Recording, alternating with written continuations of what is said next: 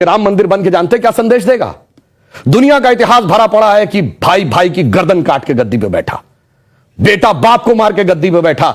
यह दुनिया को एक संदेश देगा कि एक ऐसा भी महापुरुष है, एक ऐसे भी भगवान है, एक ऐसी महान संस्कृति है जहां पिता के एक वचन के लिए संपूर्ण राज्य छोड़कर बेटा जंगल में चला जाता है। जहां जिसको राज मिलने वाला होता है वो खड़ाऊ रख के शासन करने लगता है, दूसरा भाई जंगल में चला जाता है। यह संदेश देगा। और दूसरा संदेश जानते क्या देगा? आज दुनिया में देखिए क्या है, रशिया ने यूक्रेन पर अटैक किया हुआ है, हमास ने इजराइल पर अटैक किया हुआ है, चाइना ने पहले तिब्बत को एक्वायर किया, अब ताइवान के ऊपर नजर है, कुवैत को इराक ने कैप्चर कर लिया। एनेक्सेशन, सब्जुगेशन एंड डोमिनेशन, पूरी दुनिया में कॉन्फ्लिक्ट है। भगवान राम ने क्या संदेश दिया? जब लंका को जीता, क्या एनेक्सेशन किया, अपने राज्य में मिलाया? नहीं। उसका सब्जुगेशन किया, कोई अपना डिप्यूटी अपॉइंट किया? नहीं। उसका कोई डोमिनेशन किया कि कोई उससे ट्रीटी रिक्वायर? नहीं। कहा भाई अपने अपने धर्म का पालन करो, बस हम इतने ही में करते हैं। तो पूरी दुनिया को जियोपॉलिटिकल संदेश अगर कोई देगा तो वो ये देंगे। और मैं एक बात और कहना चाहता हूं, जो आपने कहा राम शब्द का अर्थ जानते क्या है? रम धातु से बना है। जैसे आपने हिंदी में और संस्कृत में शब्द सुना होगा, रमणीक स्थान, रमता जोगी, यानी जिसमें चीज सेटल हो। राम शब्द का संस्कृत में अर्थ है रमन्ते इति रामः, अर्थात वह एलिमेंट जिसमें संपूर्ण संसार सेटल्ड है।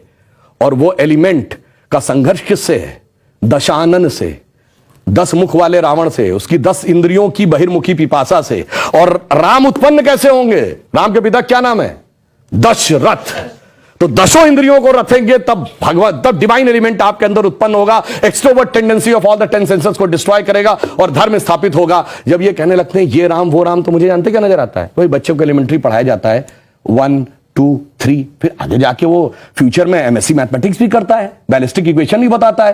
पर ये कहेंगे नहीं वो बैलिस्टिक इक्वेशन है, तो फिर तो 1 2 नहीं पढ़ाना चाहिए, क्योंकि वो तो अलग है। मैं पहले भी उदाहरण दे चुका हूं।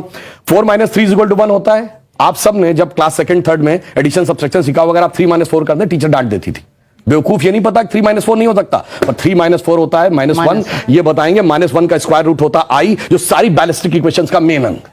तो उस लेवल पे पहुंचिए तो समझ में आएगा जिसको आप कह रहे हैं बचकाना है वो कितना आलीशान है, ये जाके समझ में आएगा। डॉक्टर कलाम से पूछिए तो -1 के स्क्वायर रूट का अंतर समझ में आएगा। तो राम की कथा बहुत गहरी है और इसीलिए रामचरितमानस क्यों लिखा है?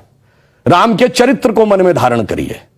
रावण हर चीज में राम से बड़ा था जब राम लीला कर रहे थे। वैसे तो वो ईश्वर है, हर चीज में बड़ा, पैसे में बड़ा, उनके बाद सोने की लंका, उसके बाद रावण रथी विरत रघुवीरा। अगर देखा जाए पावर में उनसे ज्यादा बड़ा, 10 आदमियों की ताकत उसको, उनसे बड़ा पंडित मुस्सा जोधा और ना कोई दूजा है। अपने शीशों को काट काट शंकर को मैंने पूजा। वो कहता इतने बड़े पुजारी तो राम भी नहीं थे, फिर किस कारण से वो हार गया? चरित्र में राम बड़े थे। इसीलिए तुलसी ने कहा रामचरितमानस। और चरित्र की याद दिलाएगा यह मंदिर, जो सिर्फ भारत के लिए नहीं पूरी मानवता के लिए श्रेष्ठतम मानवीय मूल्यों का प्रतीक होगा। इसलिए 21वीं सदी का महान भारत बगैर राम मंदिर के संभव नहीं था। इसीलिए अमृत काल के उषा काल में राम मंदिर उभर के सामने आ रहा है।